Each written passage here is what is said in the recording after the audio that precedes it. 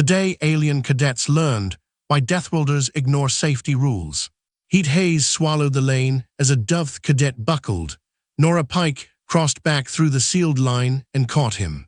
Yarick Skarn ran the Level 6 emergency qualification, and that morning, the Academy's human Deathworlder had already broken Reglas Drillwell's safest rule: never reverse an evacuation route after crossing the boundary. The wrong detail was the green medical icon. Her score went amber. The cadet stayed conscious. Yarick stared at his inspection slate. Candidate out of sequence. Boundary crossed in reverse. Unauthorized assistance. The system had several reasons to punish Nora and no reason to summon a medic. He tapped the edge of the slate once. Half the cadets straightened.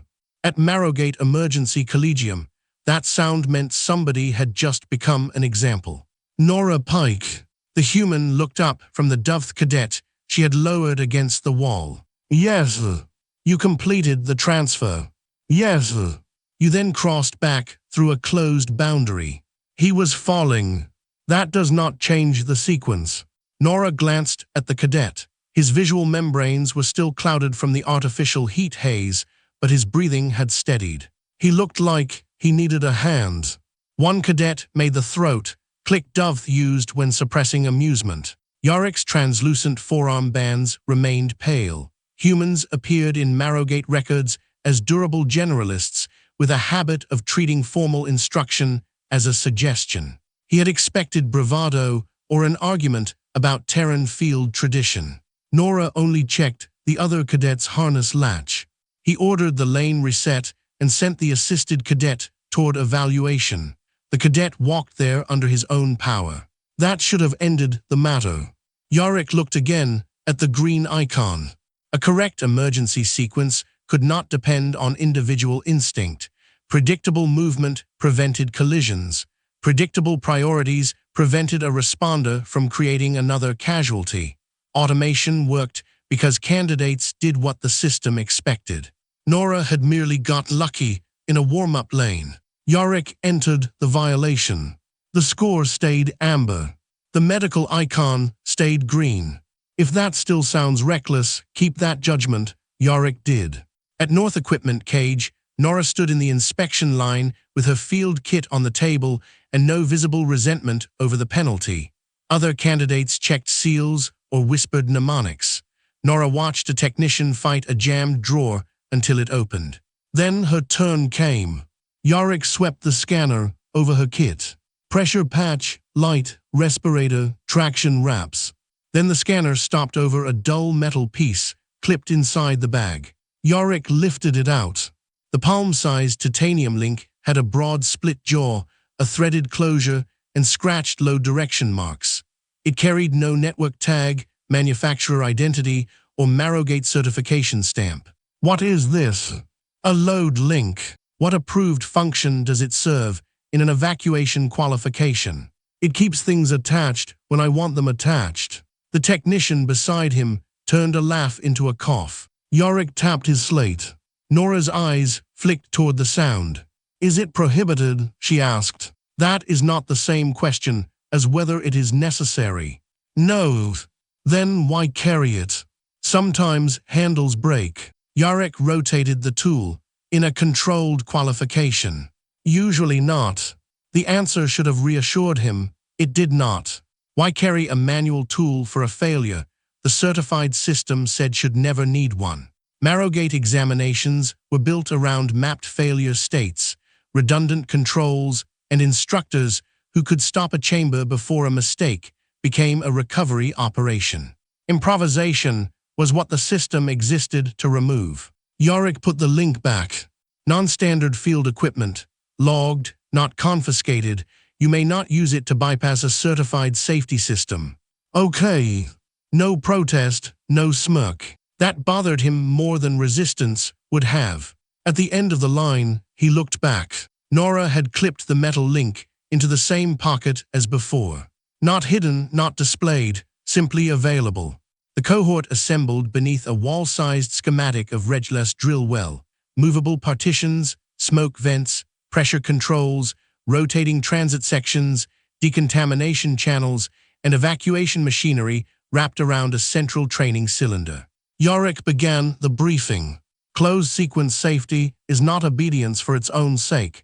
It is shared prediction.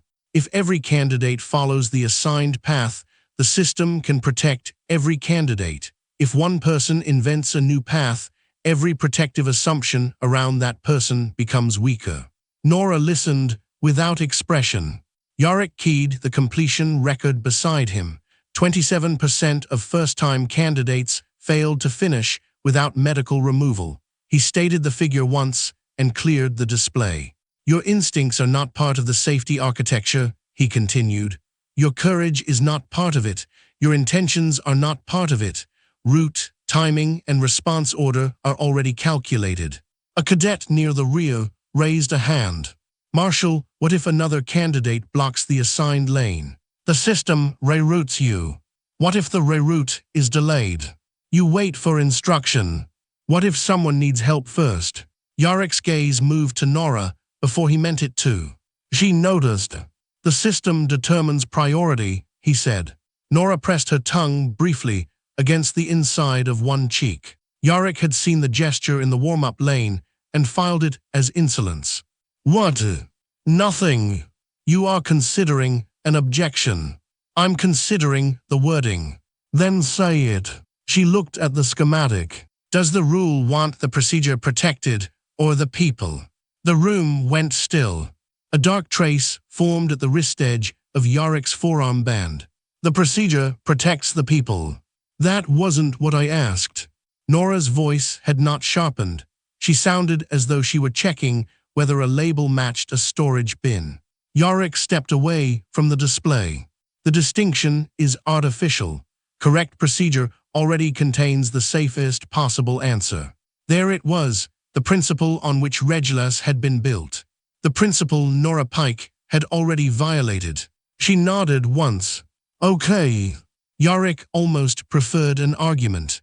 He opened her candidate record. Continued unauthorized departures from sequence will cost your qualification. I understand. Assisting another candidate does not excuse creating unpredictable risk. I understand. Humans appear to regard compliance as an optional social custom. Nora looked down at her boots, then back at him. I thought the rule wanted him conscious. A laugh escaped somewhere behind her and died immediately. Yorick's wristband darkened another shade. He closed her record. Thermal visibility course next. The cadets broke for final checks. Nora sat on the edge of a bench, opened her field kit, and inspected the split-jaw load link. She unscrewed the closure, checked the jaw, ran a thumb over the load marks, closed it again, and returned it to the pocket. A mundane little ritual.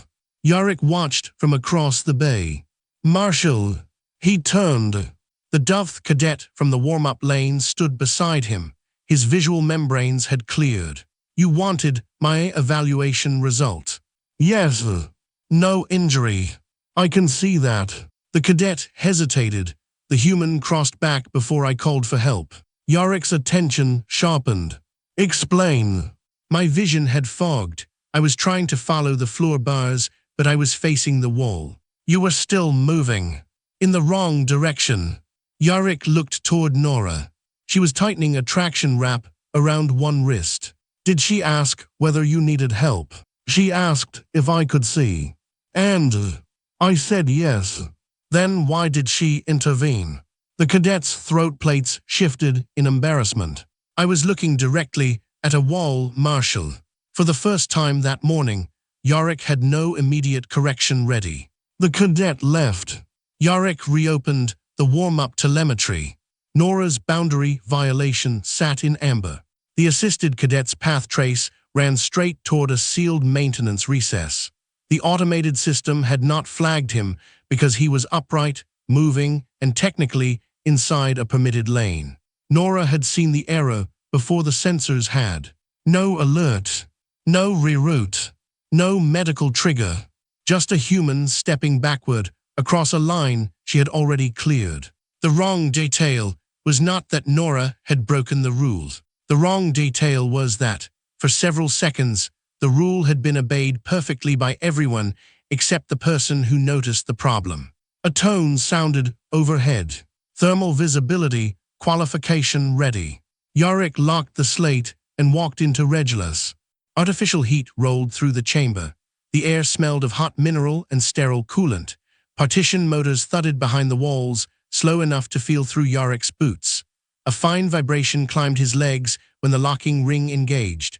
Floor bands ignited beneath the haze, each bright enough to guide reduced vision toward an assigned transfer point. The formal route appeared exactly as designed. Predictable.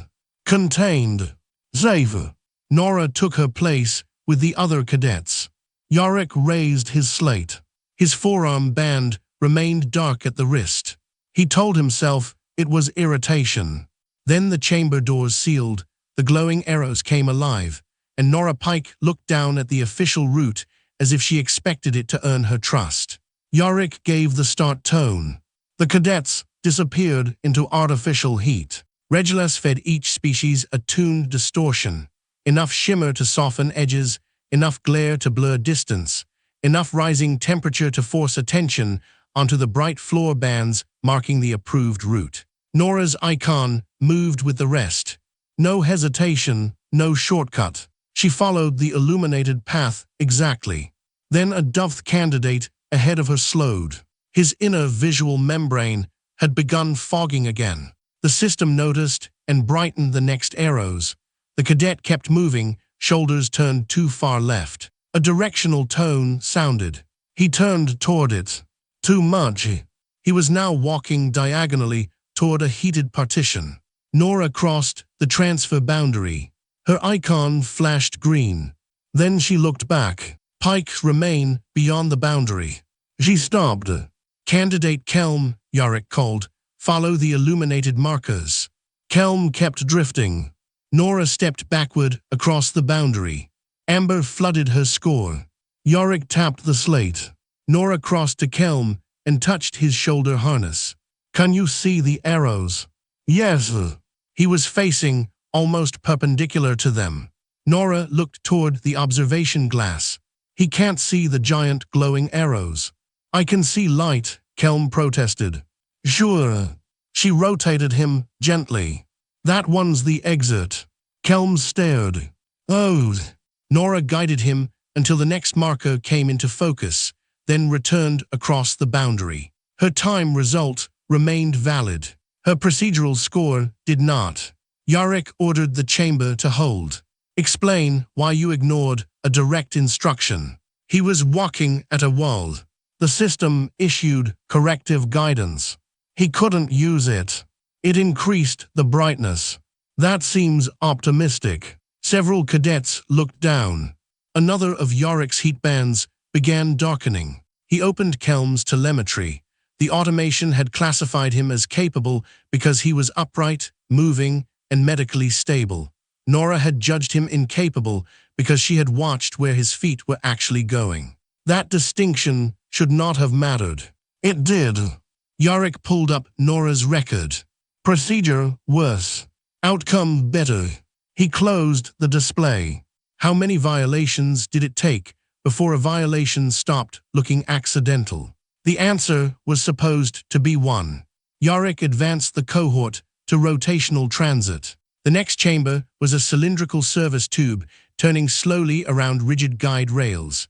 Cadets clipped their harnesses to the lines and crossed while the floor rolled beneath them. Trust the rail, and the transit stayed safe. Yarick placed Nora near the middle. Not because he was watching her more closely. He told himself that twice. The cylinder began to rotate. Nora clipped in and moved with small, economical steps. Then a harness line ahead of her snagged around a support bracket. The trapped cadet jerked to a stop. The line twisted tighter as the cylinder turned. Remain clipped, Yarick ordered. Rescue assist is deploying. A maintenance arm unfolded from the far wall. Slowly, the trapped cadet tried to step backward, but the guide line pinned him at an angle. Nora reached him. Do not release your tether. I heard you. Then wait. The maintenance arm rotated toward them. Nora looked at its path, then at the line. Then she unclipped herself. Every alarm on Yarick's slate seemed to speak at once. Pike! She pushed into the low inertia center, caught the fixed bracket, and took the trapped tether in her free hand. She did not pull against it. She followed the twist. The line loosened. The snag fell free. Nora clipped the cadet to the clean side of the rail, pushed back to her own line, and reattached before the maintenance arm reached them. The machine extended a padded manipulator toward empty space. Nora looked at it. Little late. Yarick halted the cylinder. His forearm bands darkened farther. You voluntarily released your tether. It had him gift-wrapped. You entered an unrestrained transit state. For a few seconds. That is not a defense. No. Then stop answering as though it is. Nora considered that. Would you prefer I pretend it stayed attached? Yarick stared at her. She was not mocking him. That was the intolerable part. He pulled the maintenance simulation. Had Nora waited, the chamber would have stopped safely and technicians would have freed the cadet later. Nora's action had not improved compliance. It had improved everything else. Yarick filed a private note. Candidate repeatedly substitutes local observation for certified sequence. Outcomes remain favorable. He read it twice, then added, cause unclear. The sentence looked harmless. It did not feel harmless. During the break, nobody laughed when Yarick tapped his slate. They looked at Nora. She sat beside Kelm, drinking water while he described being rescued from a brightly marked wall. You really couldn't see them, another cadet asked. I could see all of them. Nora swallowed. That might have been the problem. Kelm clicked his throat plates. You make that sound normal. It is normal. People miss obvious things. Humans too. Constantly. Yarick approached. Nora saw him first. Marshal. The other cadets stood. Decontamination channel. Kelm's throat plates tightened. That chamber carried no real toxin. Its danger came from procedure. Candidates had to cross flowing coolant substitute while keeping boots, filters, and suit seams inside approved exposure limits. The route changed according to spill behavior. It was one of Marrowgate's cleanest proofs that improvisation was unnecessary. Yarick found himself wanting Nora to fail it correctly. The decontamination channel opened as a shallow basin divided by illuminated stepping plates. Pale coolant substitute flowed beneath them, harmless at brief contact, but slick enough to punish a bad step. Cadets entered. Nora followed the marked plates. The first candidate crossed. Then the return pump on the west side stuttered. Not a failure, a delay inside tolerance. Fluid began gathering across the next illuminated plate. The routing system saw the change. A new arrow flashed. Then another. Both still pointed through the collecting liquid. Yarick leaned toward the display. The pump would recover. The lane remained within limits. Nora reached the pooling section. She stopped. Continue, Yarick ordered. Nora looked down. Fluid had begun climbing over the marked plate. Pike. She stepped sideways onto the narrow maintenance strip. Red warnings filled the panel.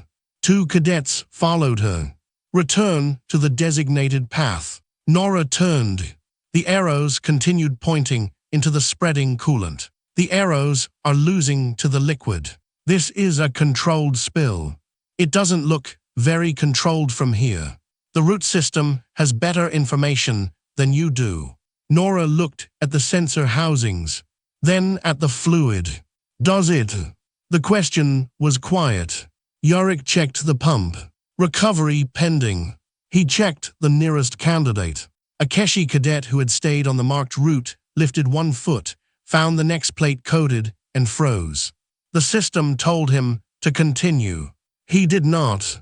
For the first time all day, perfect compliance produced visible fear. Yarick's mouth went dry. Candidate, hold position. The root system flashed a conflicting instruction. Continue. The Keshi looked between the arrow and the observation glass. Yarick manually suspended his lane. Nora crouched from the maintenance strip and extended one hand. Step sideways. Yarick almost stopped her. Almost. The Keshi moved onto the strip. His breathing steadied. Yarick rerouted the chamber around the pooling section and marked the pump for review. Only when everyone cleared did he look at Nora's score. Lowest in the cohort. No medical flags. No delayed candidates. No extraction requests. He should have been relieved. Instead, another heat band darkened. The pattern was becoming too clean. After decontamination, Yarick isolated himself in the control booth and replayed the morning without sound. Nora crossed backward. A cadet avoided a wall. Nora released a tether. A trapped line came free. Nora abandoned a path. A frightened candidate left a worsening spill.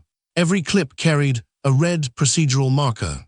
Every outcome screen remained green. A message appeared from Marrowgate's assessment system. Recommendation, threshold, REACHED. Nora had accumulated enough violations for Yarick to end her level 6 qualification and submit a failure review. His finger hovered over the control. That was what doctrine required. Predictable candidates were safe candidates. The system already contained the safest answer. Yarick looked through the glass. Nora was helping Kelm clean coolant residue from his boot seal. She had no idea her qualification could end with one touch of Yarick's slate. He opened the failure form. Reason for removal. Repeated disregard for. He stopped. Disregard was wrong. She listened every time. Repeated inability to. Wrong again. She understood the instructions. Repeated unsafe. Yarick looked at the casualty column. Empty. Another heat band darkened. He deleted the sentence. A supervisor should not need this long to explain why dangerous behavior was dangerous. Yarick closed the failure form without submitting it. Then he did something he had not expected to do for Nora Pike. He authorized the next trial. Assisted breathing masks descended from the ceiling racks with a soft mechanical hiss. The cadets began fitting their seals. Yarick watched Nora through the glass. For the first time, he was not waiting to catch the human breaking a rule. He was waiting to see which rule would break first. A smaller cadet's breathing mask split its seal before Nora finished securing her own. The warning light on his collar jumped from green to amber. Personal sequence first, Yarick ordered. Nora had already turned.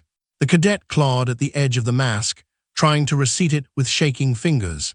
His species used a narrow jaw hinge that made Marrowgate's universal emergency seals difficult to correct under stress. Nora caught the mask with both hands. Pike your own seal. I know. She pressed the leaking edge into place. Her timer continued running. The system marked her priority sequence incomplete. Secure yourself. 1 second. You are sacrificing your qualification. Nora found the twisted strap, flattened it, and held the seal until the cadet's collar returned to green. Only then did she pull her own mask into place. Her score dropped again. Yarick stopped the exercise. The chamber ventilation cleared with a rush. Nora removed her mask. Yarick came down from the booth. Why? She looked at him. You understood the sequence. Yes. You understood that your own respiratory protection had priority. Yes. You understood that failing the sequence could end your qualification. Yes. Then why did you stabilize another candidate first? Nora looked toward the smaller cadet. Scores recover faster than people. Nothing followed. No speech. No challenge. She crouched and began repacking her mask. Yarick's remaining pale forearm band darkened halfway. He had spent the morning waiting for arrogance to appear underneath Nora's casual answers. Instead, he kept finding responsibility. That was worse. Arrogance could be disciplined. Responsibility required him to ask whether the discipline was wrong. Yarick returned to the control booth and opened her failure packet again. Repeated, unauthorized route changes. Voluntary tether release. Priority inversion. Disregard of direct commands. The evidence filled the form cleanly. He poured himself a cup of bitter Kelstem tea from the booth dispenser. It was an ordinary habit before final assessments. He took one sip. Then he wrote, "Candidate demonstrates persistent inability to maintain certified emergency sequence." He stared at the sentence. Below it, the system displayed the outcome summary from every exercise. No serious injury. No abandoned candidate. No recovery team deployed because of Nora. Yorick set the cup down. He changed inability to unwillingness.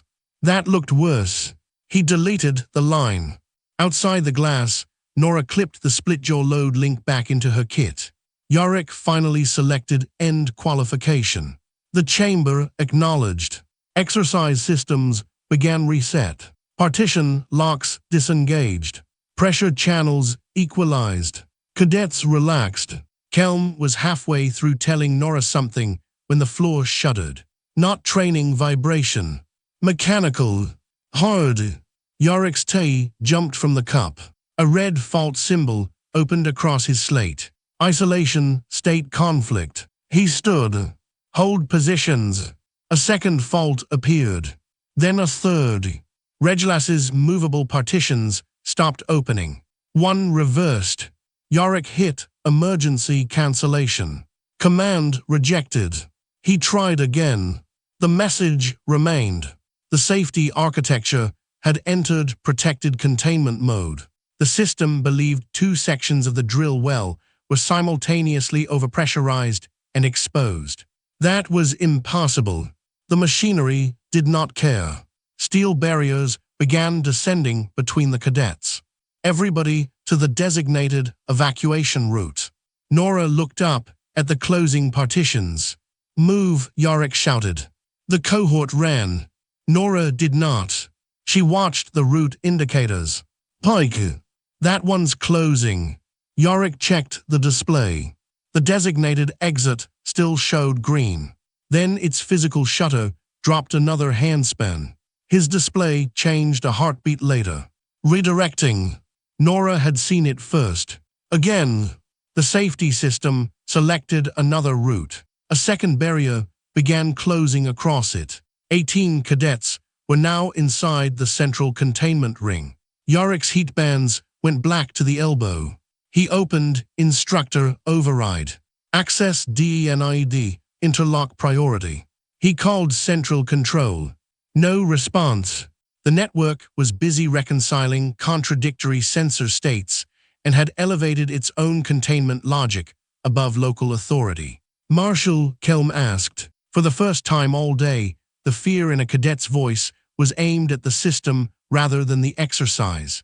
Yorick forced his breathing steady. Remain together. A hard seal warning appeared. The 88-second window had started. The number became the only thing on Yorick's slate that mattered. Manual technician access, he said. A service hatch unlocked above the west gallery. Too far. Nora pointed toward a maintenance recess beside the failing shutter. There. That is not candidate access space. I noticed. You are not authorized. The shutter dropped again. Nora looked at him. No joke this time. Do you want the regulations followed or the cadets out? Yorick heard his own doctrine answer first. Predictability. Sequencer. Control. Then Kelm coughed behind him as the group compressed toward a narrowing safe zone. Yorick looked at the hard seal warning. Get them out. Nora moved. She crossed into the maintenance recess and pulled open the manual release housing. Yorick followed far enough to see inside. The release lever moved. The shutter rose. Then twisted structural load pulled it back down. Nora caught the lever again. It won't stay. Then hold it. She tried. The mechanism dragged against her arms. Not impossible strength. Bad leverage. She looked over her shoulder. How many still through? Most. That's not all. The lever slipped. The opening narrowed. Yorick saw her eyes move to the structural rib beside the housing, then to her field kit. His stomach tightened. No. Nora pulled out the split-jaw load link. The equipment restriction remains active. The door didn't read it. Nora. She looked at him once. You told me to get them out. Yorick stopped speaking. She clipped the load link into the release assembly and redirected the tension against the fixed rib. No flourish. No impossible feat. She simply changed where the mechanism's force went. The lever stayed open. Yorick stared at the small titanium link he had logged as unnecessary that morning. It was now holding the only useful gap in Regulus. Move, he ordered. Cadets squeezed through. Kelm came first, then the smaller breathing drill candidate. Nora counted them without saying the number aloud. A service cart rolled loose behind the final cluster as the floor tilted under another partition movement. Nora caught its handle. Yorick pointed toward the opening. Leave it. It'll block them. She shoved the cart sideways into an empty maintenance bay and cleared the path. The gap trembled. The split-jaw link held. Yorick looked at the countdown. Too little time. Last candidates. A Keshi cadet stumbled before reaching the opening. Nora went back. Pike, leave the sector. She ignored him. The Keshi tried to stand and slipped. Nora got under one arm. You're fine. I am not fine. Fair. She walked him toward the opening. The hard seal warning flashed faster. Yorick extended both arms through the gap and pulled the Keshi across. Nora. She ducked through after him. The shutters slammed down behind her. The impact rang through Regulus. Silence followed. Not true silence. Breathing. Cooling fans. Someone coughing. Someone laughing once because panic had nowhere else to go. Yorick looked across the group. Everyone upright or being helped upright. Nora checked Kelm's mask. Then the Keshi cadet's ankle. Then the smaller cadet's breathing seal. Only afterward did she inspect her own scraped glove. Yorick opened the incident panel. Her violation log had grown enormous. The casualty column was empty. Something inside his certainty finally cracked. Not shattered. Not yet. But cracked deeply enough that he could no longer pretend the pattern was coincidence. Central control came back online. A supervisor's voice burst through Yorick's calm. Regulus, report. Yorick looked at Nora. At the unauthorized maintenance recess. At the improvised load path. At the sealed shutter. At present, he said, all candidates are alive and contained. Cause. Unknown. Safety system status. Yorick watched a technician kneel beside the manual release. Also unknown. The technician touched the split-jaw link. What is this? Yorick did not answer immediately. Nora did. My weird clip. The technician looked at her. Then at Yorick. Yorick's throat tightened. Leave it in place until engineering clears the assembly. Nora blinked. That was the first time he had ordered somebody not to remove the unauthorized tool. A new message appeared on his slate. Incident review required. Attached beneath it was a second notice. Exchange candidate record incomplete. Yorick frowned. He opened the notice. Marrowgate had Nora's medical clearance, her equipment clearance, her exchange authorization. But one attached Terran training file had never been imported into the qualification system. The file existed. Its contents were hidden behind an administrative access request. Yorick stared at the blank attachment field. All morning, he had assumed Nora was the unexplained variable. Now Regulus had failed, her worst violations had kept people safe, and the Academy was admitting it had never received part of the explanation. He requested access. The system responded. Pending review authority. Yorick looked through the glass at Nora Pike. She was sitting on the floor beside Kelm, holding a cold pack against the Keshi cadet's ankle. No triumph, no accusation, no sign that she knew what had just appeared on his slate. Yarick had wanted a reason to fail her. Now he had a different question. What exactly had Marrowgate forgotten to tell him about the human? Engineering cleared Regulus by sections, but Nora Pike never made it back to the candidate dormitory. A review summons reached Yarick before the last maintenance shutter reopened. Stillroom review hall, immediate attendance, candidate Pike included. He looked across the recovery bay. Kelm sat under a blanket arguing with a medic. Nora was on a bench with repair tape around one finger and her field kit at her boots. The pocket where the split-jaw load link belonged was empty. Engineering still had it locked into the manual release. A registrar handed Yarick an interim status slate. Fail. Suspend. Continue pending review. The old answer should have been obvious. Nora had crossed restricted lines, released a tether, abandoned marked routes, reversed priority order, entered technician space, and used uncertified equipment. Nothing about Regulus erased any of that. Nothing about Regulus made it look careless either. Yarick selected Continue pending review. You had already reached removal threshold, the registrar said. I am aware. Then why delay? Because I would like the reason to survive contact with the incident report. Stillroom review hall was built for quiet decisions. Pale walls, a curved table, fixed chairs, and one central evidence screen. Nora sat opposite Yarick with her repaired glove folded in front of her. The presiding administrator opened the hearing. Candidate Pike, successful outcomes do not automatically validate unauthorized actions. Understood. Yes.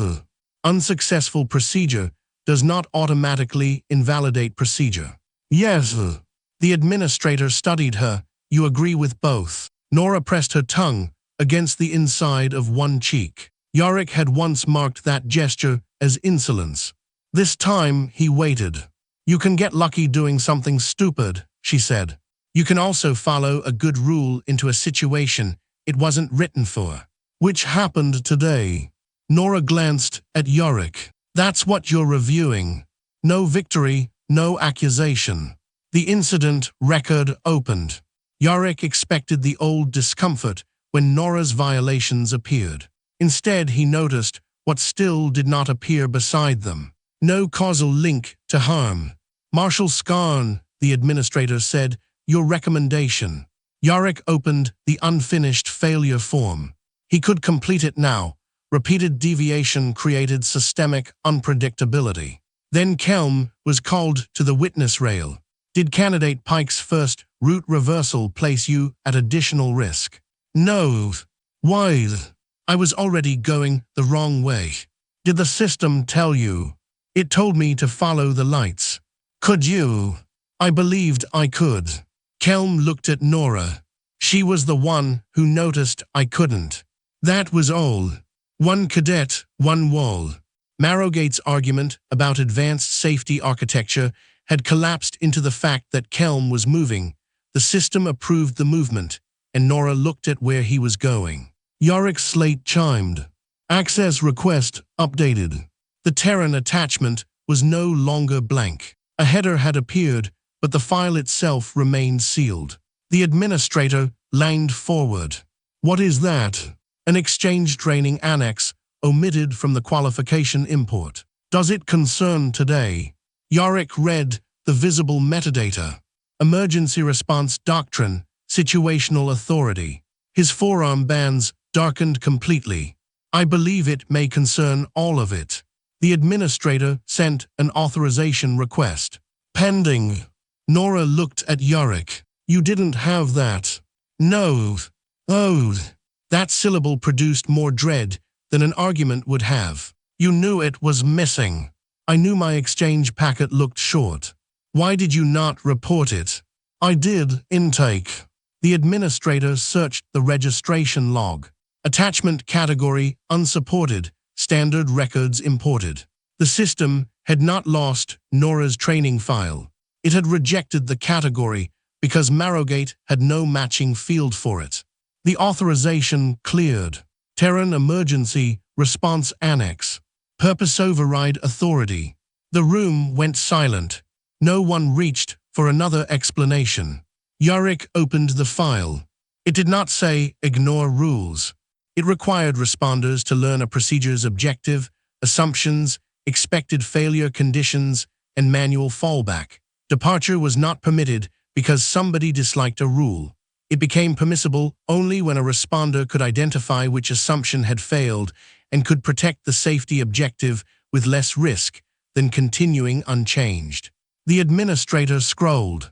Human trainees were assessed not only on following procedure, but on recognizing when procedure stopped describing reality. Yarick looked at Nora. You were trained for this. For emergency work, yes. The route changes, the tether, the breathing sequence. Yes. The containment failure. Nora nodded. Not separate acts of disobedience. The same decision under worsening conditions. Yarick opened the records. Kelm could no longer use the visual guidance. Assumption failed. The restraint system became the trap. Assumption failed. The marked decontamination path stopped being safer. Assumption failed. Personal priority sequencing increased immediate risk to another cadet. Assumption failed. Then Regulus itself acted on false state information. Yarick stopped scrolling. The administrator spoke quietly. Marshal, does this alter your recommendation? The failure form waited. For most of his career, Yarick had treated predictability as the highest expression of safety. Nora had not rejected predictability. She had required it to remain connected to reality. He selected withdraw recommendation. The unfinished accusation vanished. I assessed compliance accurately, he said. I assessed judgment poorly. Nora looked down at her repaired glove. The administrator asked her, do you believe Marrowgate's procedures are unsafe? No. Yarick looked up. After today, most of them worked, and the ones that did needed fixing. The review changed direction. Marrowgate would keep closed sequence safety.